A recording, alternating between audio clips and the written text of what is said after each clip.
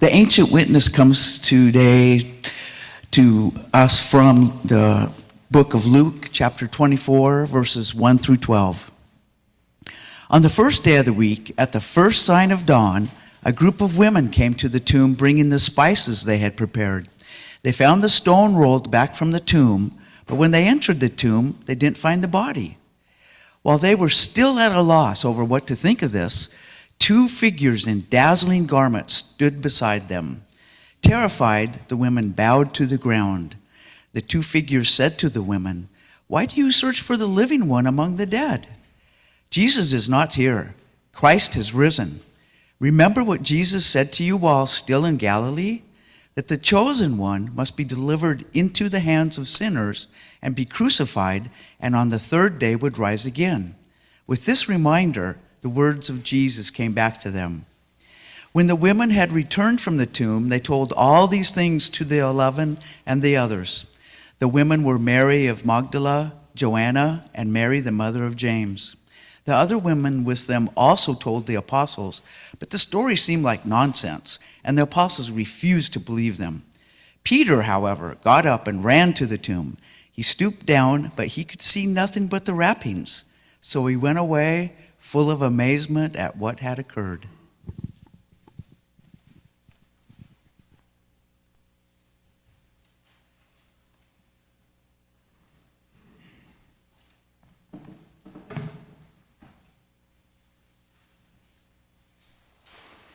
Thank you, Kym, for that reading.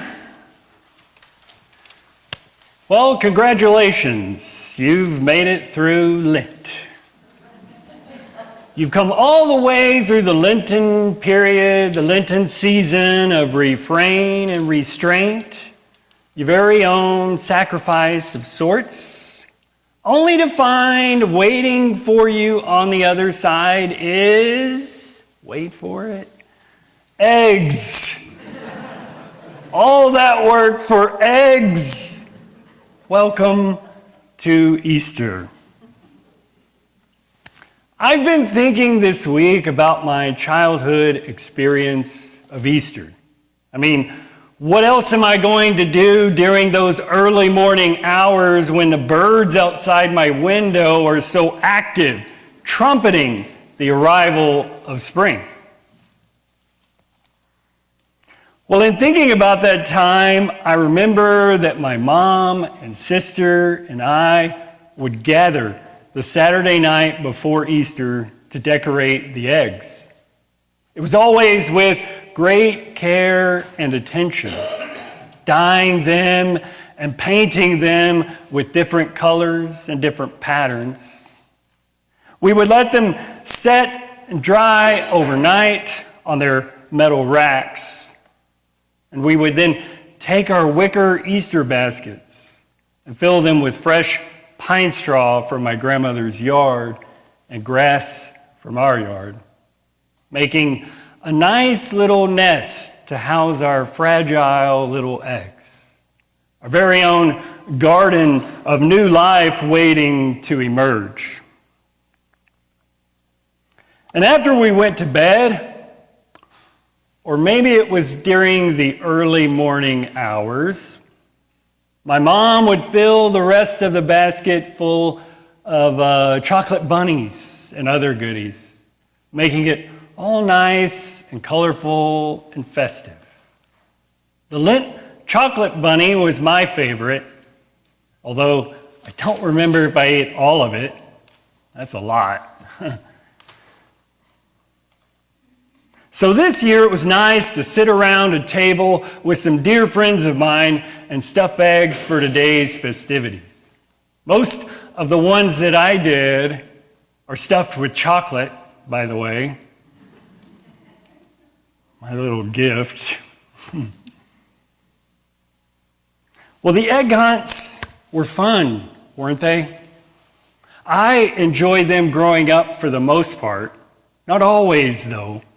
You see, something I realized as I aged through my younger years was that I never really liked to eat the eggs that I collected. Nope. Over time, I came to realize that I don't like hard-boiled eggs. So it makes it hard to get excited about hunting eggs that I have no willingness to eat, that I have no desire for. But I do like chocolate, as I mentioned. So increasingly over time, I began to train my focus on the plastic eggs because they were more likely to contain something I would be able to keep and to use. And we may call it an egg hunt, but it's not really an egg hunt, is it? We're not really hunting, but more of searching, like one big fun game of hide and go seek. Especially fun when it's the older kiddos hiding eggs for the littles. Maybe one day we'll be able to experience that. Just saying. Now you may be thinking, what are we seeking when we are looking rather than hunting for eggs?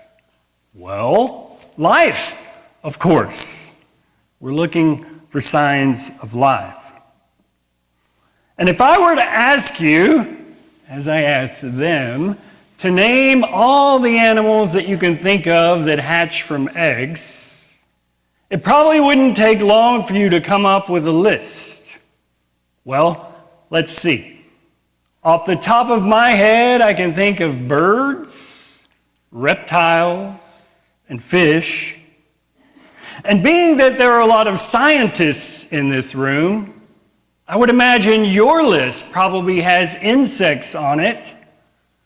Yeah, Wade? Yeah, insects. And I'm sure the kiddos would remind us not to forget that the duck-billed platypus belongs on that list too. In fact, they did, didn't they? Well, the Romans took note of this very thing. In fact, they used to have a saying that all life comes from an egg. But I guess they didn't have an Easter bunny, or did they? That's a German tradition, by the way. The point is that eggs have been a symbol for the continuation of life for ages, even long before the Romans. And we see that most readily during springtime. In contrast to spring, the season of winter can be incredibly dreadful. It's cold enough that many of the animals go into hibernation, and dark enough that virtually all of plant life goes dormant in order to cope with the lack of sunlight. It's something that seems to be built into the systems of the earth, this time and need to conserve energy. And we don't necessarily hibernate or become dormant ourselves, but we too can experience the winter dreads, that time of loneliness and isolation.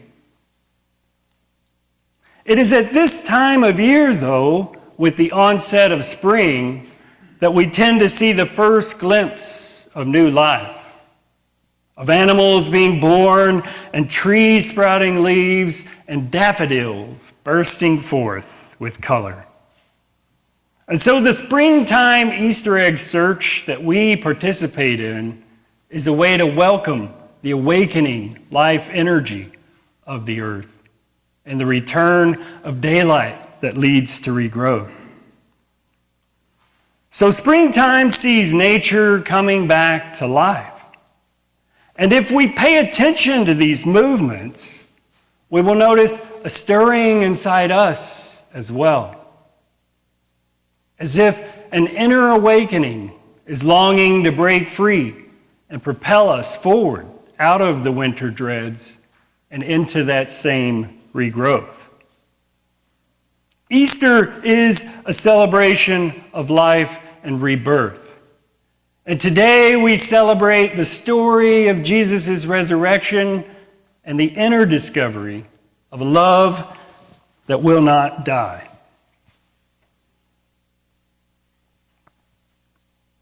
As we pick up the gospel story for today, we enter it at a time after Jesus has died. It's early dawn on the day after the Sabbath and the twilight of early morning. And if you have ever been awake at that time of day, you will have noticed a kind of strangeness in the air, like some kind of mix and blend of light and shadow. The birds and animals are just beginning to become active as the coming of daylight approaches, yielding a time of quiet and a time of encounter. It's a time of mystery and of being not yet quite sure of what is going on. And when the women arrive with spices for Jesus' body, they find that the large stone sealing the tomb has somehow been rolled aside with no body to be found. Two mysterious figures in dazzling and colorful clothes are suddenly beside them, saying, "Why do you look for the living among the dead? Remember how he told you that he would die and on the third day rise again." Now, the Greek word here for remember means more than just mere recollection. It means something like to bring past actions to bear on the present, but with new power and new insight. It's sort of like re-experiencing something from the past as if it is happening in the here and now of the present. And at the same time, prompting one to respond and to act. It's the same underlying word found in Mary's Magnificat at the beginning of the Gospel of Luke, where she sings that God actively helps Israel in remembrance of God's love. So for the women at the tomb, it's not just an epiphany of new insight, but it's also a call to action. And when they remembered Jesus' words, and in returning from the tomb, they went and told all this to all of the disciples. But the remaining disciples did not believe them. That's the story. The trust and action of the women are met with the distrust and the inaction of the disciples. And for Luke's community, this is a story of faith and doubt, of remembering and forgetting. It's a blending of emotions, the twilight of an early dawn. A few believe and many others just don't. Easter morning is so full of shadows and full of light. And when we pay attention to these movements, we can find them everywhere. Christ is risen, and yet the wounds of crucifixion remain. The brutal and corrupt empire is still in power, but the loving, liberating power of God is out and about and on the move. Springtime proclaims good news in ways that reach beyond words, as new life begins to emerge and to renew. And part of the mystery of Easter is that everywhere we look, we find overwhelming sorrow and despair. And yet, we also find even more overwhelming beauty and hope in the midst of sorrow and despair. So it's important to return to Easter again and again, like the tomb at early dawn, because God is at work redeeming and restoring the world. The question then becomes, will we play a part in that restoration and renewal, in that healing and encouragement, in that justice and kindness? This is the work that God is doing and has been doing and will continue to do all within us and around us every day. And if we pay attention to these movements, we can see it in the animals and in the flowers, even at a dinner table. It's the joy of living everywhere we go with the troubles on our heart. The good news, beloveds, is that despite the world's cruelties, God has not and will not give up on us. God is indeed with us wherever we go, again and again and again, helping us to rise into the people we were created to be. God's work of renewal in creation is ever new. We experience that renewal through the hard times of Lent and through things like repentance and change. But the emphasis in renewal is not on the things we let go of. It's on what's underneath and inside us. Because each one of us is a beautiful and beloved child of God, called to participate in God's renewal of the world. Though we may be wounded or oppressed, even though we might struggle with physical or mental health, despite being sad or tired or timid, some of us skeptical, but all of us questioning. God calls us to reclaim our deepest identity as nothing less than God's masterpiece being renewed. God calls us to remember that. There is a restlessness stirring about inside and all around us. The darkness is giving way to a light up on the horizon, just beginning to glow. It's a glimmer of hope amid the shadows, like a trumpet heard far off in the distance, announcing a new world is already on its way. We are an ever new creation of God's love and delight. We are God's great joy of creation. One more thing to say to close out this message. Easter is not just the dawn and the beginning of the day. It's not just a thing to celebrate every Sunday and the beginning of every week. It's not just tied to the beginning of the great journey of the Israelites into freedom. And it's not just tied to spring, the beginning of the season of new life. It's not just that. Easter stands at the very first ray of light, the first step towards freedom and new life.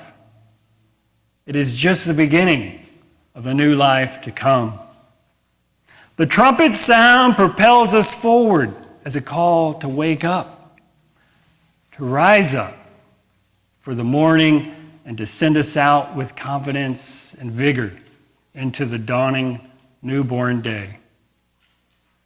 As an ever new creation of God's love and God's joy, determined to share that love with creation. Thanks be to God.